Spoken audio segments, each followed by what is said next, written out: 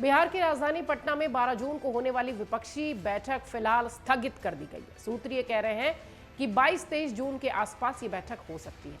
कांग्रेस के नेता राहुल गांधी और विपक्ष के कुछ अन्य नेता जो इस बैठक का हिस्सा थे वो उस वक्त उपलब्ध नहीं है।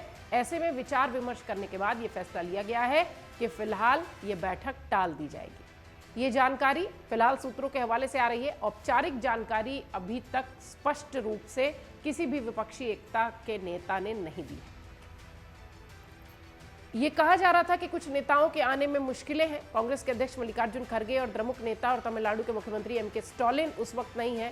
पूर्व प्रतिबद्धताओं के कारण 12 जून को होने वाली बैठक में वो शामिल नहीं हो पाएंगे।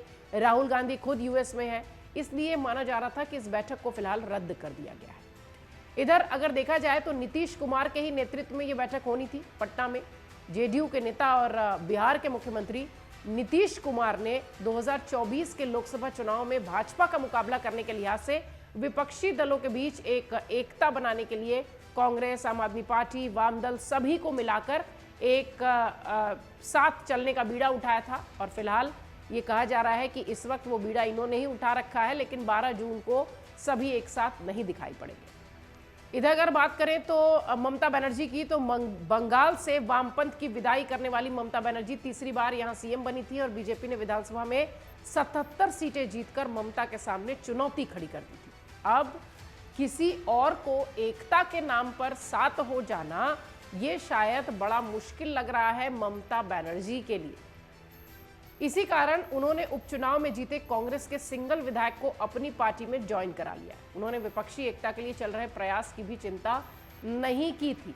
अब आप समझिए कि ममता बनर्जी का एक तरीके से कह लीजिए वो झटका ही दे रही है, एक अलग स्टैंड है उनका विपक्षी एकता को लेकर। इधर कांग्रेस भी नहीं चाहती है कि पूरी तरह से कुछ पार्टी के नेता साथ हों, जैसे आम आदमी पार्टी। कांग्रेस ने आम आदमी पार्टी को अध्यादेश पर ना कहकर यह दर्शा दिया है कि उन्हें भी विपक्षी एकता की परवाह नहीं है। अगर आम आदमी पार्टी आती है तो ठीक, नहीं तो अपना रास्ता देखो।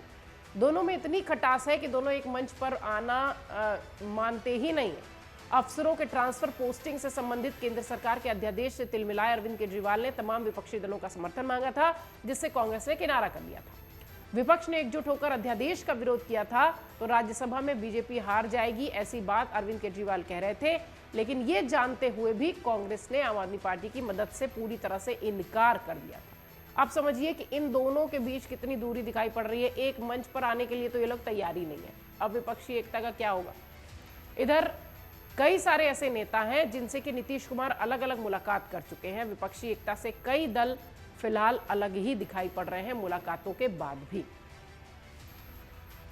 राहुल गांधी और मल्लिकार्जुन खड़गे दिल्ली के मुख्यमंत्री और आम आदमी पार्टी के राष्ट्रीय संयोजक अरविंद केजरीवाल, पश्चिम बंगाल के मुख्यमंत्री और TMC supremo Mamata Banerjee, NCP के प्रमुख शरद पवार सहित कई नेताओं से नीतीश कुमार की बैठकें हो चुकी हैं, बात हो चुकी है, मुलाकात हो चुकी है। बसपा सुप्रीमो मायावती ने पहले से ही विपक्षी एकता से दूरी बना रखी है। इधर तेलंगाना के सीएम केसी राव ने भी बैठक में आने से मना कर दिया। ओडिशा के सीएम नवीन पटनायक ने तो मुलाकात में नीतीश से ही कह दिया था नो पॉलिटिकल टॉक। इसी शर्त पर यह मुलाकात हुई थी। आंध्र प्रदेश का देखिए तो जगन मोहन रेड्डी शामिल होने की कतई उम्मीद दिखाई नहीं पड़ रही है। कर्नाटक विधानसभा चुनाव में अपेक्षित परिणाम न मिलने से हताश जेडीएस नेता कुमारस्वामी भी अभी तक सदमे से उबर नहीं पाए हैं, इसलिए उनकी अनुपस्थिति भी पक्की है। आप समझिए कि ये वो नाम है जो कि फिलहाल विपक्षी एकता से दूर है। नीतीश कुमार लगे हुए हैं इन सबको एक करने में, जो कि लगता नहीं कि किसी मंच पर वो दिखाई पड़ेंगे। 2019 की अगर बात करें तो जो काम आज नीतीश कुमार कर रहे हैं, उस वक्त 2019 में यही काम चंद्रबाबू नायडू कर रहे थे। कर्नाटक के बाद कोलकाता में भी मोदी विरोधियों का जमावड़ा लगा था। आपको याद होगा वो तस्वीर जब एक मंच पर सभी लोग महागठबंधन की बात कहकर एक साथ हाथ ऊपर कर खड़े थे। वो तस्वीर आज भी वायरल पोस्ट में पड़ी हुई मिलती है। एक दूसरे का हाथ थामे दिखाई पड़े थे। 1977 की याद आ गई थी जब इंदिरा गांधी के खिलाफ पूरा विपक्ष एकजुट था। हालांकि सभी नेताओं की व्यक्तिगत आकांक्षाएं विपक्षी एकजुटता पर हावी पड़ी और चुनाव आते आते ताश के पत्तों की तरह सब बिखर गए और 2019 में फिर प्रधानमंत्री मोदी बम्पर जीत के साथ आ गए। बीजेपी ने सरकार बना ली। अब देखना है कि ये वाला जो 2024 का मामला है, इसमें नीतीश कुमार कितने सक्षम हो पाते हैं या कितने सक्सेसफुल हो पाते हैं विपक्षी एकता को एक करने में, क्योंकि यही काम चंद्रबाबू नायडू उस वक्त कर रहे थे जो अभी नीतीश कुमार कर रहे हैं। और अभी भी विपक्षी एकता के जो नेता माने जाते हैं वो इधर इधर इधर छिटके हुए दिखाई पड़ रहे हैं। विपक्षी दलों की 12 जून को पटना में होने वाली बैठक फिलहाल टल गई है। राहुल गांधी विदेश में है, मल्लिकार्जुन खड़गे अनुपस्थित है, एमके स्टालिन नहीं है, ये सारी वजह बताई जा रही है। अगली बैठक का ऐलान किया गया है, हालांकि सूत्र ही ये बात कह रहे हैं कि 22 जून के आसपास ये बैठक होगी।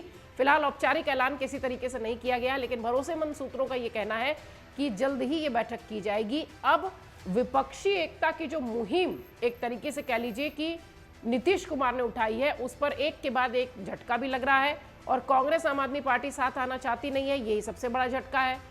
ममता बनर्जी अपना अलग राग अलाप रही है, ये सब उसके बाद बड़ा झटका है। इसके बाद बहुत सारे ऐसे नाम हैं जो कि विपक्षी एकता के मंच पर नहीं है, साथ नहीं दे रहे हैं। अब 2024 तक विपक्षी एकता की क्या स्थिति होगी ये देखना होगा, क्योंकि इतिहास तो यही कहता है कि विपक्षी एकता की मुहिम एक साथ एक मंच से शुरू तो हुई थी, लेकिन चुनाव आते आते तक ताश के पत्तों की तरह ढह गई थी। 2019 की अगर हम बात करें तो, और 2024 अब आने को है। अब देखना है कि नीतीश कुमार की ये जो मुहिम है ये कितना सक्सेसफुल होती है, क्योंकि पहला झटका तो ये लग चुका है कि बैठक में जो होनी थी विपक्षी एकता की बैठक और बड़े मुद्दों के साथ होनी थी, फिलहाल वो टल गई है। अब दोबारा कब होगी ये कह पाना बड़ा मुश्किल। मन से उजाला कर चले, मन से उजाला कर चले, एक अमर उजाला।